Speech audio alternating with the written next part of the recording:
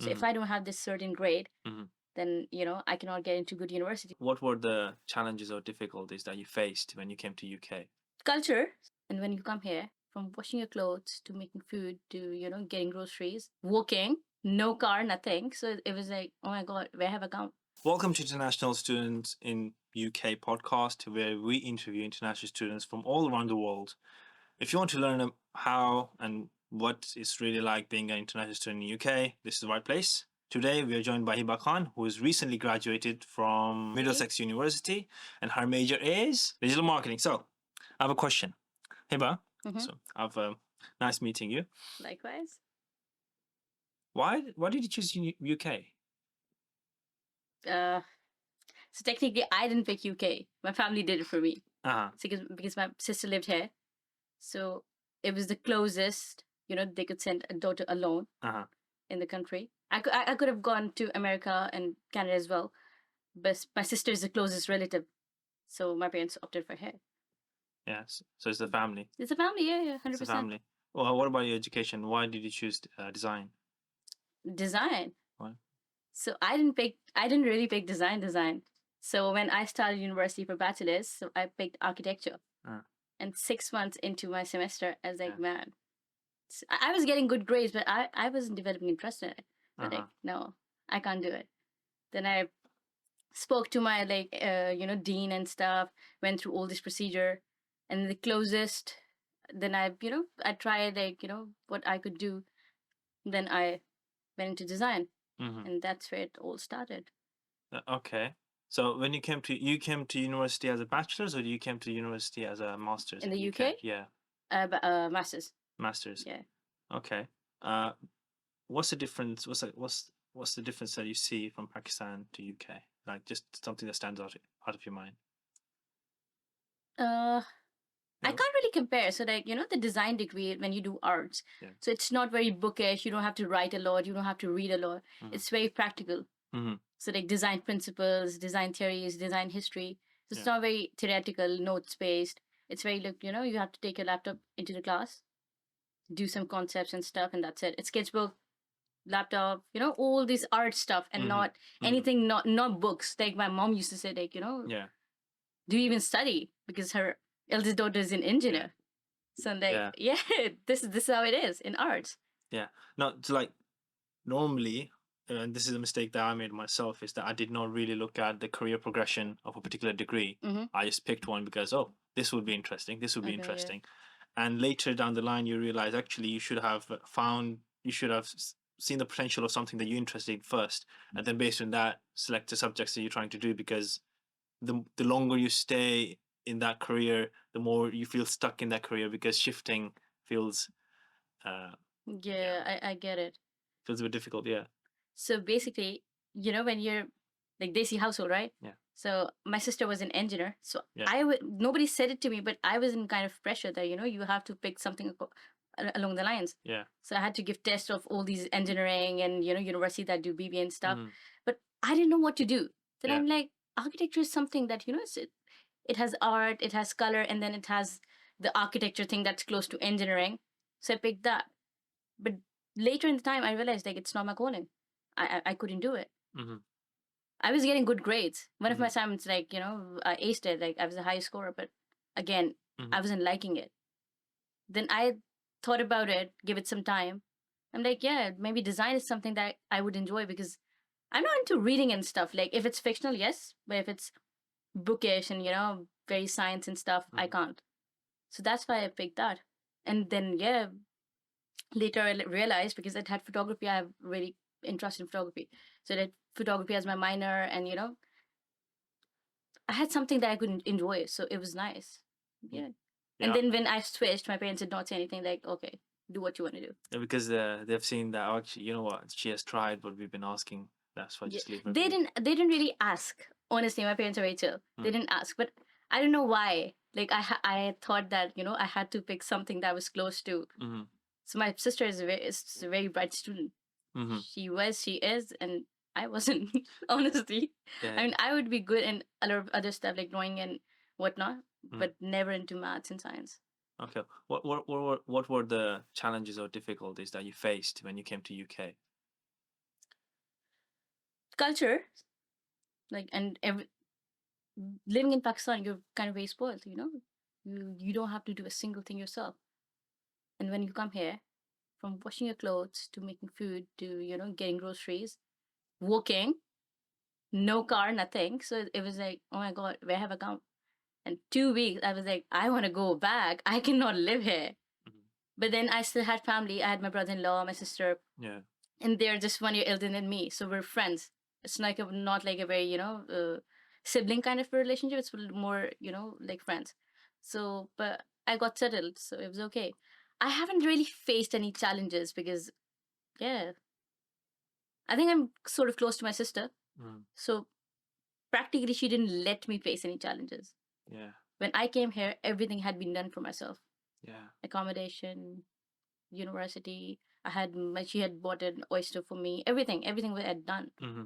So they practically guided me into everything. Like that's how you go. That's where you go. Yeah. Even when it was my first step university, so Yeah. they set me down just the night before, and they're like, you know, take this train, take that train, get off here, take that. Yeah. So it was very guided. So I Mm. didn't practically face any challenge, honestly. Yeah. Apart from being, you know, lonely and like missing your parents and friends, Yeah. Homesick. homesick. Yeah. Homesick. Yeah. Like, yeah. So that, yeah. I can relate. I can relate to many challenges because I've been through a lot. I've been here since 2018. You came here very young, Yeah, didn't you? I came here when I was 19. Oh yeah, that's Yeah. different. Like I came here when I was 25, so it's Yeah. like, you know, massive difference. Yeah. Yeah. Yeah. So seeing that your sister is already here, wow, what compelled, from a financial standpoint, that we should still go to UK? Because I know for a fact it's really expensive to study here. For it, like especially if you're from a third world country like Pakistan, India, or Bangladesh. Yeah, developing country. Yeah. Yeah. So I've always, I mean, you know, my family, they like, you know, they believe into you have to get your masters done. Mm. So my father used to joke, you know, if you don't do your masters, I'm not gonna get you married. And like Okay. I'm not dying to get married, but he would just Yeah. say a thing like that. Uh-huh. And then when my sister was here, she saw and she's like, she convinced me. It's like, Mhm. you know, you should come here and do it. So I was working for like 4 years in Pakistan, so I had sort of my savings. Okay. And then my dad supported me. Mhm. My sister supported me, of course. So it was mix and match. It was financial, you know, burden. Yeah. But if three people are doing it at once, so it's like, you know, manageable. Yeah. It's like so the entire family pulled their resources Yeah. to make sure that you So come basically, out. Yeah. most of it was my dad and my sister. Mm. I just paid my visa fees and IHS, and that's it. Yeah. Okay. Yeah. That's really cheap, you know. I wish Yeah, for yeah. me, yes. Yeah. No, it was really good. I'm really happy to see this. So The there are family. some, you Yeah. know, there Yeah. are some perks of having elder siblings. Yeah. No, because normally what happens is that most of the families, their parents themselves are not educated to Mhm. maybe a bachelor's degree or to a master's degree, and their wish is for their kids to study. And because they're really enthusiastic, like passionate about the Yeah. subject, they will say like, okay, I don't just want you to do bachelor's or master's. My dream, I'll put my entire life in front of me just to make sure that you go outside and you do your bachelor's and master's in maybe United Kingdom, maybe America, you know, Yeah. like these big crownish type of countries, yeah, with big names. Yeah. Okay, so now you know the education system in Pakistan. Mhm. Yeah, can you briefly say that? Because even though I'm Pakistani, I did not really study in Pakistan. So like in 5 words, what's education like in Pakistan? So, are we speaking university or school? Tell me both. I don't know. You know, like in UK, most of the kids go to public schools. Yeah. And the education is sort of the same. But in Pakistan, most of the people, like, you know, middle class families, upper middle class, elite, whatever, all of them go to private schools. Hmm. So when it comes to schooling, it's good. But when you give exams through boards, you know, the local board that is in Yeah. Pakistan, it's not too great. Mhm. I mean, that if I don't get a good grade in grade 10th, I don't get into good college. And if I don't get good grades in college, then it you know, it affects my university. Yeah. So if I cannot afford to go to like, you know, IB alums, like, you know, all these fancy universities, then to get into the government university, you need to have a certain grade. So if I don't have this certain grade, then, you know, I cannot get into good university. So it's like a loop. So if I belong to a family, for example, if my parents cannot afford sending me to a good university, like a private university, then I'm stuck with the subjects that do not interest me. And even if I do my bachelor's from there, then where am I going to go? Yeah. So in contrast that to UK. UK personally, I mean, I haven't I'm done my just bachelor's. asking about your experience in the like, for example, when I came and I studied in a private school. Yeah. And it was associated with Islamabad board because I studied in a Pakistani school. Mm-hmm. And the education systems, you have a curriculum, all you do is memorize and you make sure you put everything word to word. Yeah. That's Yeah. standard. 100%. But then you come to UK where you have to do research for your academic Mm-hmm. papers and your thesis and whatnot. And if you're doing a practical subject like I did, you have to make something stuff. Oh yeah. What was your experience on that? So the thing that you're saying, Yeah. I have already done that in Pakistan when in my university. Okay. So everything was practical. Even my thesis, Mm-hmm. it was not like I didn't have to write a dissertation. I had to write a dissertation, Yeah. but it was in a semester before, like in seventh semester. In Mhm. eighth semester, I had to do a practical thing. So I agree. Like I can relate to what you're saying. When UK, it was different.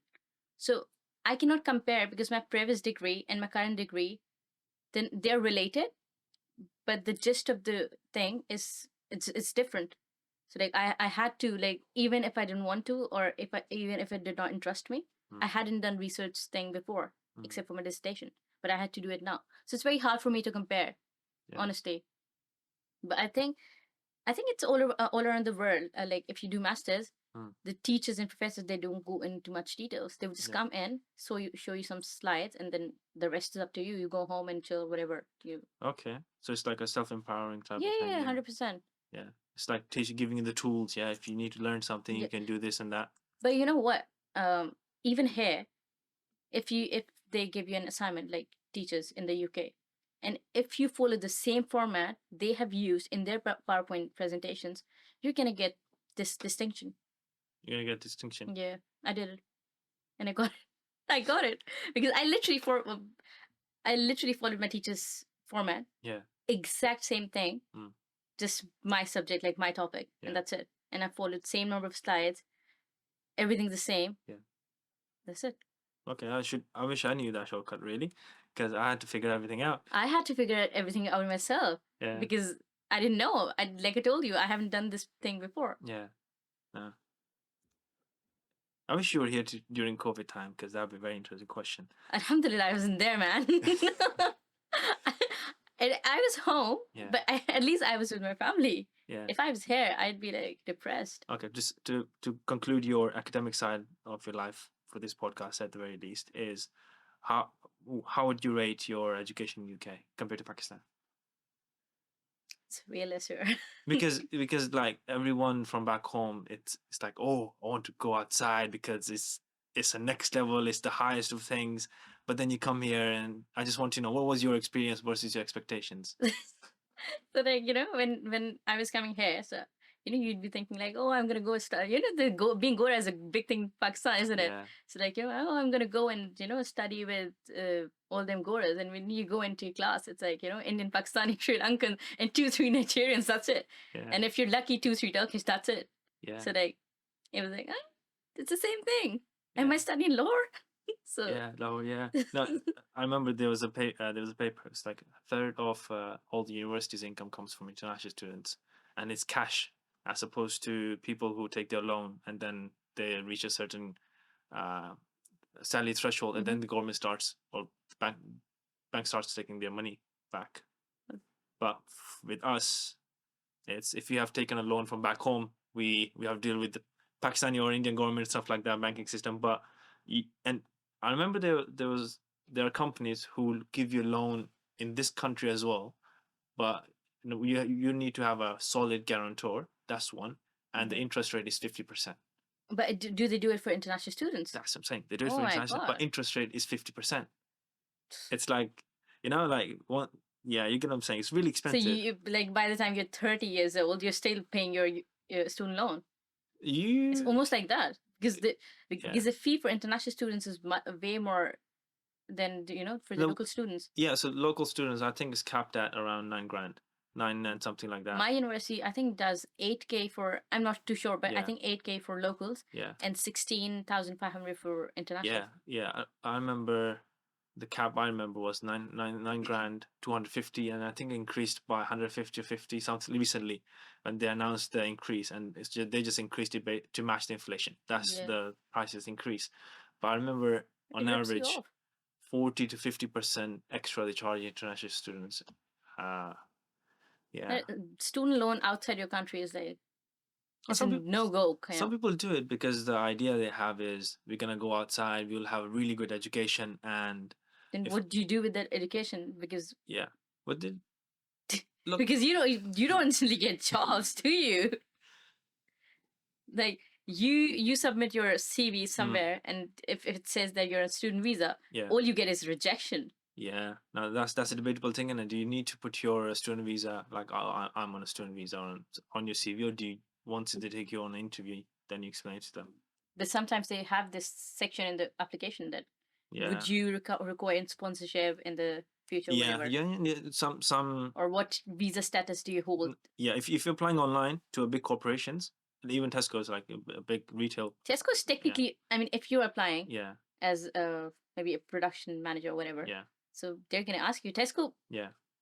as a chain itself is big, isn't Yeah, it? that's what I'm saying. Even Tesco will ask you. Yeah. No, Tesco. Okay. Now, living standards. I know you basically were spoiled in Pakistan. Sort of, tiny bit. Yeah. What do you say? Your experience here, because people want to know. I know a friend of mine is like, how's the life there? How's the nightlife there? And like there's some Pakistani people that Of course, they yeah 100%. Whoever's told you that, it's yeah absolutely correct. And if they're from the city where I'm from Karachi. yeah It's like 3 o'clock in the night, like in the morning, you yeah go out. And it's like, you can even find traffic. yeah So it's that. yeah So, and after work, we used to go for chai and, sit there for 2 hours and then go home. And then when Mhm. you go home, you don't have to do nothing. The food's prepared, you just eat it. Yeah. Next day, you have to go work. Your clothes are already ironed. You just Yeah. wear them and go. Yeah. So, yeah. Not the same here, is it? That's not even close to it. Like, if I go home from office, Yeah. I know that sometimes I have to cook. Yeah. If not, then I have to clean my room. Yeah. And because the rooms are so small Yeah. that if you're really into the cleaning and stuff, so you have to clean your room every day. I'm not, but I still have to clean my room because it's so small. Yeah. 2 days you're going to office, leave your clothes on the chair, Yeah. and then it looks like if my mom see it and she's gonna be like, "What cut it off?" So. Gotcha. Yeah. So now, how difficult was it for you to find a job? Did you look for a part-time? Did you look for full-time? Or were you even working when you were studying? Luckily, I landed a job in 20 days of being in UK. Nice, mashallah. Yeah. So it was, but the thing is, I didn't apply for the job. So there are these Facebook groups like Soul Sisters Yeah. London, Soul Sisters UK. So I wasn't in the group. So my sister, I told my sister, I'm willing to work for free Yeah. if somebody needs some design services, some copywriting, or maybe anything that's really closely related to design and marketing. Yeah. I'm willing to do it for free. Okay. So my sister posted this on one of the Facebook groups. Mm-hmm. So luckily, one of the ladies approached her, and she gave me the contact. I messaged her and she's like, okay, what do you do? Send me a portfolio. I sent her my CV, sent me my portfolio, and then she's like, oh, okay, like your work is nice. Mm. I'm like, thank you. And she's like, okay, so this is my startup, and when can you join? And so it's not going to be paid, but of course we'll pay you your transport and your lunch. Okay. I'm like, okay, not bad of a deal. So I started working, and so we agreed on me going 2 days for happily like 4 hours 2 days. Mm-hmm. So that place, they were working with an organization. So it was sort of a startup within an organization. So I went there. I was working. 2 days I went. And third day, the creative director saw me working and he just approached me. He's like, okay, where are you from? And he started speaking to me. Mm. He's like, oh, do you have anything to show me? Like, if you're a designer, show me your work. I showed him my work. He's like, wow. And then okay, just hi, hello, bye. You're gonna need That's some it. work. No, he did not say anything. Next day he comes to me. Yeah. Next week I go, he comes to me. Like, are you interested in working with us? Yeah. I'm like, oh, I don't mind. He's like, okay, do you have your CV on you? And like, I have a digital copy. So he's printed it for me, gave it to the chairman. He saw my CV, just one interview, and bingo.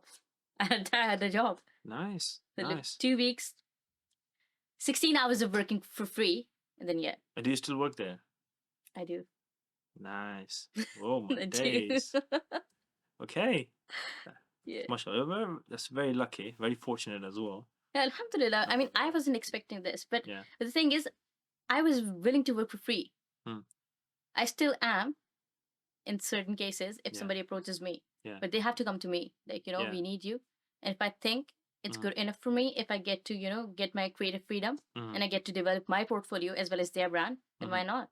Then bring it on. Okay. Do you know the town you live in? The crime rate has increased by 108%. I come from Karachi, mate. I don't care. Wait, don't tell me you're the reason the crime increased then. Let's hope not. I Mm. mean, people say that if you live in Pakistan or you live in Karachi, if your phone hasn't been snatched, that you Yeah. even live in Karachi. Mm. My phone, alhamdulillah, has never got snatched. And I used to I used to work in an ad agency. So if I'm there, I would go 10 o'clock in the morning, and sometimes there used to be a lot of brands that would work, and I would come home 1 in the morning, 2 in the morning, driving alone. Yeah. And from my home to my office, it was like 45 minutes drive. Okay. But alhamdulillah, like nothing happened to me. And Mhm. even people say that the crime rate in the UK has increased. In the town where I lived, it's increased. But I've never seen it happening. Mhm. I've never experienced it. Alhamdulillah. Alhamdulillah. So, yeah. So, like, let's conclude this podcast. Would you still recommend people to come to UK? It depends. So Okay. if it depends, yeah. What would be your advice to someone So young, thinking of taking this endeavor? speaking of that, I still have a message. I haven't replied to it. So this kid used to work as a project trainee in one of my offices back home. Yeah. So Sunday he messaged me like, "Hi, I'm sorry I'm messaging you, and I haven't spoken to you in so long, 2 years, Mhm. and now I'm messaging you for work. Would you advise me I'm thinking considering moving abroad. Yeah. So do you think I should come to UK? I need your advice." So I haven't replied to him yet, but I'm gonna say no. Uh-huh. But the thing is, I have a lot of friends who Mm. came to this country with me. They're still struggling to find a job. It's been more than a year now. Yeah. And now, like, I was fortunate enough that I came here. Then, we could still bring our spouses here. But now, if somebody's married, and if somebody's not married, they're about to, or they will in some time, and they're still a student. So there's no way. There's no way they can. When you're a student, like I had done my nikah before I came to the UK. Allah's will. That's well, yeah. So but still, when my husband came to the country, so it was a big support for me. Like I could only work 20 hours. So Yeah. when he came here, he took care of 100% of my financial responsibilities. Yeah. And luckily enough, he got a job as well Nice. quite Alhamdulillah. early. Not as early as me, but he did. Alhamdulillah, like he did 2-3 months into the thing. He Yeah. did. But I think a lot of kids, they are willing to come here to not go back. But you guys made it so difficult for students. They would take all your money that your parents have earned all their life, you have earned, and then when you come here, you get rejected, you get demotivated, and you stop applying. And then 3 years go by like this, and Yeah. you're just there without a job. And even if you get the job, sometimes you do get a job, but they're not willing to sponsor you because the threshold is so high. Yeah. The recent threshold, I The think the recent minimum threshold is minimum financial requirement is around 38,700, yeah. I think. Something around So 40 grand the way I around remember it. 40 Yeah. grand, yeah. Around 40 grand, yeah. And that's in British pounds. exactly. Per And year, people yeah. here, Yeah. people here, they're not willing to spend that much on Yeah. international students. Though I can debate that in people coming from, India, Pakistan, Sri Lanka, Nepal, these countries, kids coming from there are way more talented than people here.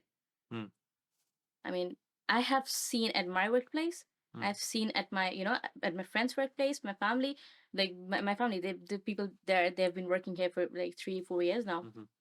Even they, like, people don't even know how to run Excel. I mean, I don't know Excel because I'm a designer and I don't need to.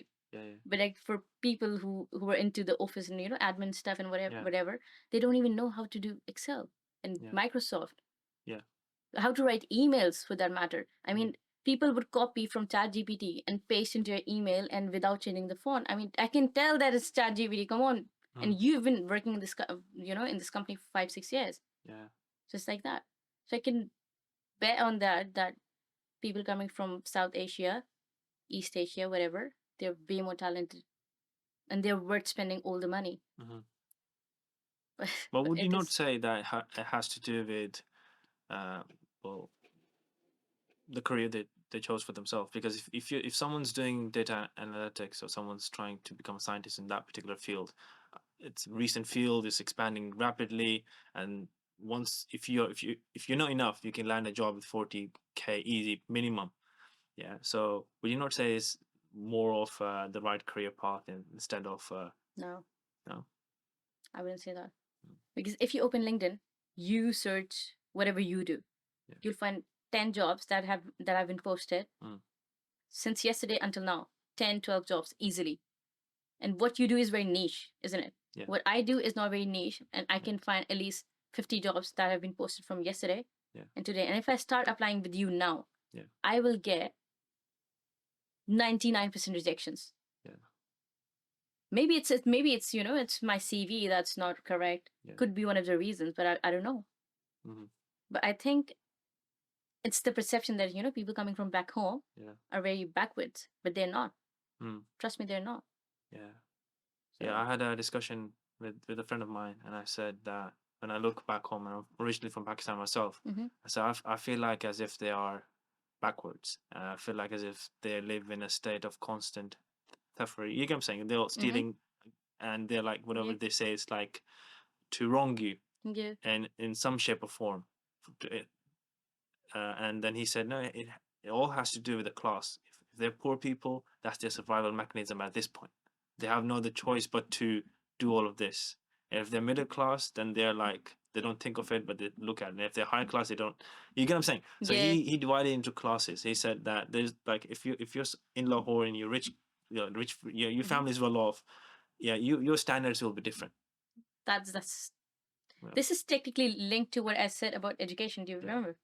Like if my parents are not, able to afford private yeah, university, yeah, then it's the same cycle. Then I get into poor university, bad job, then I'm stuck in the same yeah, cycle. yeah. You're So right. in back home, so it's Mm-hmm. like, they have made it so difficult Mm-hmm. that people are not able to think outside. Like they have to struggle to get food, clean Mm-hmm. water, transport. It's the same thing again and again. Okay. So if they're stuck into the same loop, Mm-hmm. how are they gonna, improve themselves? Mm-hmm. But it also depends on where you're going. Like, if you I hope you come to Karachi someday and I can show you Yeah. the Karachi myself, then you'll see Mm-hmm. the how advanced or developed it is. Or Mm-hmm. maybe Lahore and Islamabad. Yeah. And even the countries even the cities like Multan and Faisalabad, they are not as backward. Mm-hmm. But you have to go and see for yourself. Even there are a lot of YouTubers, they go there and they see the hospitality of people, and then they see how people are privileged. Yeah. People would just it depends. I think, yeah, your friend's right that it depends on Yeah. the type of people you're meeting, the area Yeah. you're going to, Yeah. the kind of food you're eating. So it's Well, he's from here, innit? He he's not from yeah. there, but I really liked his analogy. Okay, so final question. Let's Hmm. 5 minutes, and then because time will be time's lapsed a lot. So it's basically, was it worth it? Coming here, Was it, yeah? Was it worth it? And what's your future plan? If you're open to that, yeah, I of course. I mean, I have. Even this is the question I ask myself sometimes. yeah, So it's a mix and match. So it's like a love hate relationship with this city, this country. So I'm not sure, but I think it was worth it. mm-hmm, I think yes, because I've been able to do stuff that I couldn't do back home. mm, This sense of that I'm independent. I can do whatever I like, wherever I go, practice whatever I like. I mean, for example, if I start wearing a hijab tomorrow, so nobody's gonna question me here. But if I'm back home, they'd be like, "Oh my god, oh you started to wear hijab." It's the same. Like if I don't pray, next day I'm praying, somebody would come to me like, "Oh, you're praying? Are you asking for something? Do you have a result tomorrow?" yeah, So this very teeny tiny bits. And then career wise, I think yes, mm, because even if I go to another country mm, or do something else, then there would be a thing that I've lived in the UK, work here, and people know that. I mean, we know that what's the like exact reality of this country is, Yeah. but to outside world still UK, isn't it? Yeah.